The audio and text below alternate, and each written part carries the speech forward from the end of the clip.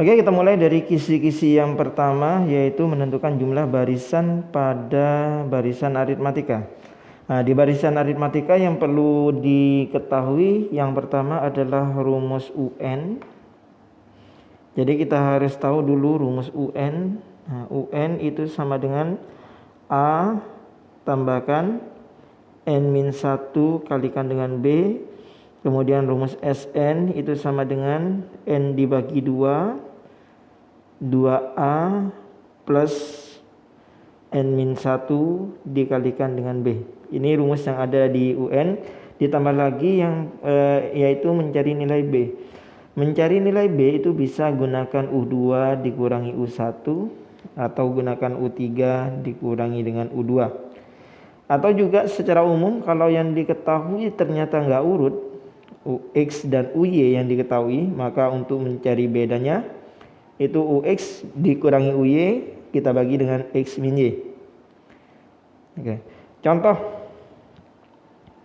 misalkan ada barisan aritmatika 3, kemudian 6, kemudian 9 dan seterusnya.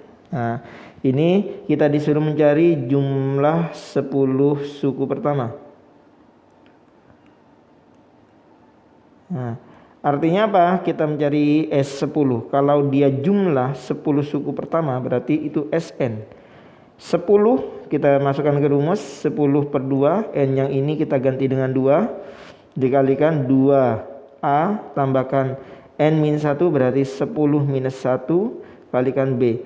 Yuk kita sederhanakan. 10 dibagi 2, 5. 2 kalikan A-nya itu adalah 3. Ditambahkan 10 min 1 itu adalah 9, kalikan bedanya juga 3. Ini A, kemudian bedanya itu siapa? Bedanya itu 6 dikurangi 9. Kebalik, 6 kurangi 3. Suku kedua dikurangi suku pertama. Itu 3. Sehingga kita bisa operasikan. Ingat perkalian kita dahulukan dulu ya, yaitu 2 kali 3, 6. Kemudian ini 27. Hingga 5 kalikan 33. 27 tambah 6, 33. Berarti ketemu 165. Itu salah satu contohnya seperti itu. Kadang juga di soalnya itu yang diketahui nggak urut. Contoh misalkan diketahui barisan aritmatika. Barisan aritmatika U3-nya sama dengan 10 misalkan ya. Kemudian U5-nya ini 16. Kita disuruh mencari misalkan jumlah 10 suku pertama. Jumlah 10 suku pertama berarti S10 kayak yang tadi. N dibagi 2 berarti 10 kita bagi dengan 2. Kalikan 2A tambahkan 10 min 1 yaitu 9 kalikan B. Yang harus kita cari A dan B-nya terlebih dahulu. Karena yang diketahui di sini nggak urut, nah maka kita gunakan rumus ini, nggak urut ya. Yang diketahui adalah U5 dan U3. Kita dahulukan dulu yang U5 dikurangi dengan U3 dibagi dengan 5 kurangi 3. 5 kurangi 3 ini mengikuti indeks yang diberikan pada soal. Oke. Berarti bedanya itu bisa kita dapatkan 16 dikurangi 10 dibagi dengan 2. Hasilnya adalah 3. Bedanya sama dengan 3. A-nya itu bisa kita memperoleh dengan menggunakan U3. Di mana U3-nya itu, U3 rumusnya adalah, kita gunakan rumus ini ya. A ditambahkan N-1 berarti A tambahkan N-1 3 dikurangi 1 kalikan B. U3-nya itu 10, A-nya enggak tahu. 3 dikurangi 1 itu 2, kalikan B-nya itu 3. 2 kalikan 3 6, berarti A-nya 10 dikurangi 6 adalah 4. Sehingga A dan B-nya sudah ketemu, berarti S10-nya 5 kalikan 2, kalikan A-nya itu adalah 4, tambahkan 9 kalikan B-nya adalah 3. Berarti 5, 8 tambahkan 27. 5 kalikan 8 tambahkan 27 itu 35. Berarti 5 15 tambah 2, 17. 175. Itu untuk kisi-kisi yang pertama. Kisi-kisi yang selanjutnya adalah menentukan konfigurasi objek pada penomoran rumah. Konfigurasi objek ini banyak tipenya ya, konfigurasi objek. Maksudnya ini dia memiliki pola. Misalkan pola pertama kayak gini. Nah, ini kemudian yang kedua bentuknya gini. Kemudian yang ketiga bentuknya ada 3. Nah, ini namanya konfigurasi objek. Jadi dia memiliki pola. Kalau kita perhatikan di sini 1 ada 3 titik, kemudian ini ada 1 2 3 4 5 6 ya. Kemudian kalau ini dilanjutkan 1 2 3 4 5 6 7 8 9 10. Ini 10. Nah, kita disuruh menentukan polanya ini. Polanya berarti di sini ini ditambahkan 2, kemudian tambah 3, tambah 4. Kalau misalkan yang diminta pola ke-10 gimana? Kalau ke-10 kebanyakan pola ke-6 misalkan ya. Ini sudah ada 1 2 3 4, 4 berarti kita butuh lagi. Bedanya 2 3 4 berarti 5, 15, kemudian tambahkan 6. Ya, 6 berarti 21. 1 2 3 4 5 6. Jadi pola ke-6 adalah 21. Itu konfigurasi objek ya. Ntar polanya macam-macam. Kalau penomoran rumah ini mungkin yang dimaksud adalah nomor rumah yang biasanya ya, yang di gang. Nah, di gang biasanya kan ini nomor genap, nomor 2 dimulai 2. Sedangkan yang sebelah sini 1, kemudian ini 4. Kemudian ini 3 dan seterusnya. Nah seterusnya kayak gini, nomornya seperti itu. Mungkin diketahui barisan yang sebelah kanan pada barisan ke-10 itu nomor berapa. Ya kan? Yang ini bagian kanan ya. Ini misalkan jalannya ke sini, ini adalah kanan, ini yang kiri. Nah, ya, bagian yang kanan misalkan rumah ke-10 itu nomor berapa. Ya, tinggal kita urutkan aja ya. 2, 4, 6 ini bisa gunakan barisan aritmatika. UN, U10 berarti ya. Dengan A-nya itu 2 ditambahkan 9 dikurangi 1 kalikan bedanya 2 ke 4 itu adalah 2. Jadi bisa kayak gitu. 9 8 kali 2 16. Benar ya? 10. Sorry, ini 10. 10 dikurangi 1 9. Harusnya 9. 18 berarti rumah ke-10 adalah bernomor 20. Dan seterusnya. Itu konfigurasi objek bermacam-macam ya. Jadi mengikuti aja pola-pola yang diberikan. Menentukan nilai fungsi. Ini kisi-kisi selanjutnya. Menentukan nilai fungsi ini misalkan diketahui sebuah fungsi, gak tahu fungsinya. Saya anggaplah seperti ini ya. Ini tak kasih kuadrat, ini 6 minus 6x 2 kuadrat minus 6x plus 7 misalkan. Carilah nilai fungsi untuk x sama dengan minus 1. Nah, ini berarti yang diminta x-nya diganti dengan minus 1. 2 kalikan minus 1 dikuadratkan dikurangi 6. Jadi x-nya kita ganti dengan minus 1. Sehingga ingat negatif kalau dikuadratkan, min 1 kuadrat itu adalah 1. Min 6 kalikan 1 plus 6 tambahkan 7. Berarti 6 tambah 7 itu 13 tambah 2 jadinya 15. Itu nilai fungsi namanya.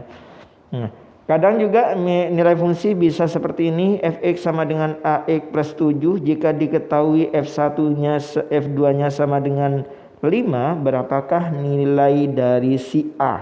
Nah, kadang juga seperti itu, mencari konstanta yang ada di fungsi. Berarti ketika X-nya diganti 2, A kalikan 2 tambahkan 5, tambahkan 7. Nah, itu fungsinya. X-nya kita ganti dengan 2, hasilnya sama dengan 5. Berarti 2A sama dengan minus 2. 5 dikurangi 7 minus 2. Berarti A-nya ketemu minus 1. Kadang juga soalnya seperti ini. Ya, itu menentukan nilai fungsi. Selanjutnya menentukan gradien pada suatu grafik. Gradien, nah ini gradien itu lambangnya adalah M. Untuk menentukan M itu kita gunakan Y2 dikurangi Y1 dibagi dengan X2 dikurangi X1. Misalkan ada sebuah grafiknya kayak gini. Ini diketahui 3, ini 4 misalkan ya. Nah, tentunya ini 3 bukan hanya 3 kalau di koordinat kartesius, melainkan ada 0,3. X-nya 0, Y-nya adalah 3. Kemudian kalau ini 4,0. Nah, ini X-nya 0, X-nya 4, Y-nya 0. Kita buat aja di sini sebagai X1, ini Y1, kemudian X2, ini Y2. Nah, dibalik pun nggak apa-apa ya. Yang 4,0 ini X1, Y1, kemudian 0,3-nya itu X2, Y2 itu juga boleh, terserah ya. Hingga di sini M-nya Y2-nya adalah 0 dikurangi Y1-nya adalah 3 dibagi X2-nya adalah 4, X1-nya adalah 0, berarti ketemu minus 3 dibagi 4. Itu menentukan gradien dari suatu grafik katanya. Nah, kalau suatu grafik ya kita gunakan ini aja. Jadi cari 2 titik, kemudian gunakan rumus M sama dengan Y2 min Y1 dibagi X2 min X1. Kadang juga bentuknya kayak gini, ada kotak-kotak kayak gini ya. Nah, bisa juga gradiennya kita buat garis, misalkan carilah gradien garis ini. Nah, itu caranya M-nya itu tegak dibagi dengan datar. Nah, tegaknya itu berarti kita buat segitiga siku-siku yang mana ini adalah garis tingginya, garis miringnya.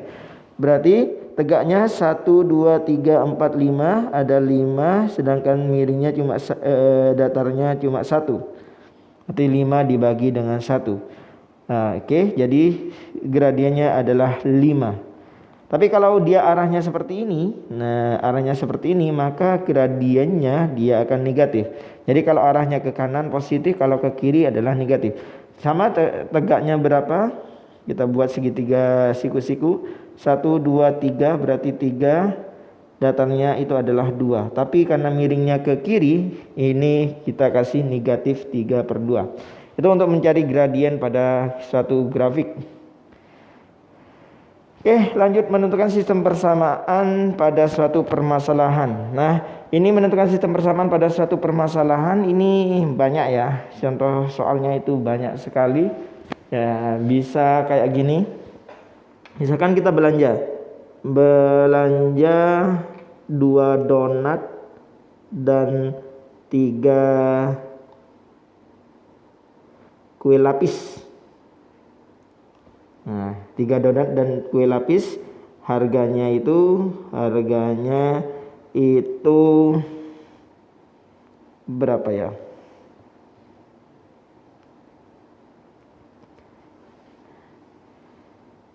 Rp23.000. Nah, misalkan kayak gitu. Kemudian ada ini Doni misalkan ya. Doni belanja 2 donat, 3 lapis dan 3 lapis harganya 3.000. Sedangkan Roni dia belanja 1 donat dan 2 kue lapis. Nah, ini harganya misalkan di situ 14.000. Nah, oke. Berarti yang diminta misalkan harga donat dan kue lapis. Oke. Berapa? Oke. Di situ caranya adalah kita buat permisalan dulu. Yang dibeli ini adalah donatnya adalah X, kemudian lapisnya misalkan Y. Berarti persamaan pertama 2 harga donat ditambahkan 3 harga kue lapis itu sama dengan 23.000. Kemudian yang kedua 1 donat berarti X tambahkan 2 lapis berarti 2Y sama dengan 14.000. Harga donat dan lapisnya itu berapa? Berarti yang diminta X-nya sama dengan berapa dan Y sama dengan berapa. Ini kita gunakan metode eliminasi ya. Jadi kita samakan aja dulu. Kita samakan X-nya. Misalkan kita hilangkan X-nya. Ini kalikan 1, ini kalikan 2. Berarti 2X plus 3Y sama dengan 23.000. Sedangkan 2X plus 4Y sama dengan 28.000. Ini 14 kali 2, 28 ya. Ini dikurangi aja. 2 dikurangi 2, 0. 3 dikurangi 4, minus Y. Sehingga ini minus 5.000. Jadi Y-nya ketemu adalah 5.000. Harga kue lapisnya itu adalah 5.000. Sedangkan donatnya berarti di sini tinggal kita cari ya. Kita substitusikan aja. Kita substitusikan ke sini. X ditambahkan 2 kalikan Y-nya 5.000 sama dengan 14.000. Jadi ketemu X tambahkan 10.000 sama dengan 14.000. Ketemu X-nya sama dengan 4.000. Nah, kalau kisi-kisinya cuma mencari, kisi-kisinya ini cuma mencari sistem persamaannya, maka cukup dijawab sampai sini aja. Tapi kalau disuruh mencari penyelesaiannya itu adalah X, Y. Di mana X-nya itu 4.000, sedangkan Y-nya adalah 5.000. Ini untuk penyelesaiannya. Oke ya, ini untuk kisi-kisi yang ini mencari sistem persamaan pada satu permasalahan. Lanjut, menentukan himpunan penyelesaian dari sistem persamaan linear dua variabel. Ini sudah mencakup tadi ya persamaannya. Nah, kalau ini mencari persamaannya cukup yang kuning aja. Kemudian yang mencari penyelesaiannya itu ya tinggal eliminasi sama substitusi. Sama kalau ada penyelesaian berupa grafik. Misalkan ada grafik pertama, ini adalah ini ya grafiknya X plus Y sama dengan 6 misalkan ya. Kemudian grafik berikutnya ini adalah 2X plus 3Y sama dengan berapa? Misalkan 10.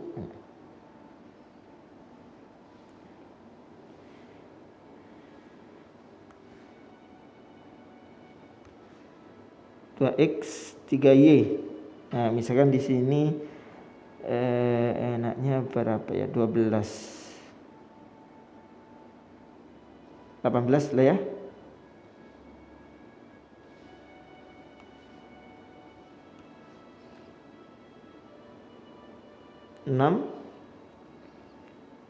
Ini 2 misalkan. Nah, kayak gini. Kemudian kita disuruh mencari penyelesaiannya yang mana? Penyelesaian dari satu sistem persamaan seperti ini, kalau dia grafik maka merupakan titik potongnya. Jadi titik potong dari grafiknya itu adalah penyelesaiannya. Mencari titik potong kalau diketahui langsung di soal berarti itu penyelesaiannya. Tetapi kalau nggak ada ya kita harus menggunakan lagi-lagi eliminasi dan substitusi. Gitulah ya. Nah, tadi eliminasi substitusi sudah kita jelaskan di sebelah sini, tinggal diterapkan ke persamaannya ini. Oke, saya lanjutkan dari yang ini. Menentukan satu nilai jika diketahui rata-ratanya. Nah, ini masuk ke statistika ya. Jangan lupa rumus untuk statistika, rata-rata itu adalah jumlahkan dulu datanya dibagi dengan banyak data. Nah, oke. Kalau kita lihat di sini rata-ratanya adalah 41.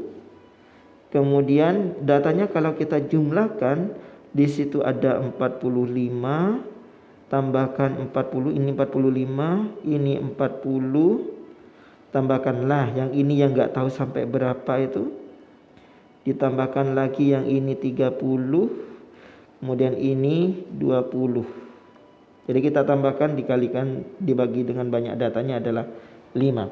Tinggal kita kalikan silang, ini 205 sama dengan 40, 85 tambah 30, 115 ya.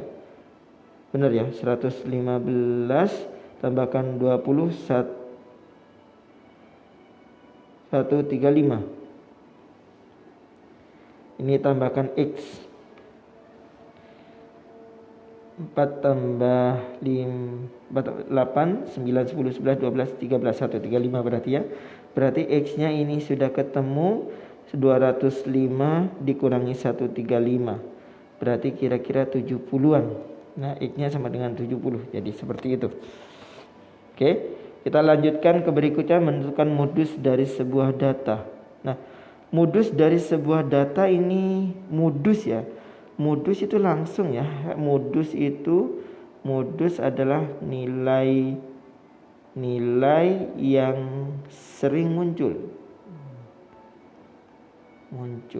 Nah, tinggal lihat aja kalau ada datanya 8, 7, 7, 6, 5, 6, 7, 8, 9, 9, 9. Berarti modusnya berapa? Modusnya kita lihat. Modusnya itu yang sering muncul yang mana? Yang sering muncul kita lihat di sini. Saya tandai aja, 9-nya ada 3, 7-nya 1 juga 3. 6-nya 2, 8-nya 2, 5-nya 1. Berarti modusnya itu adalah 7 dan 9. Ingat, modus itu gak hanya tunggal, bisa lebih dari 1, bisa tunggal, bisa juga gak punya.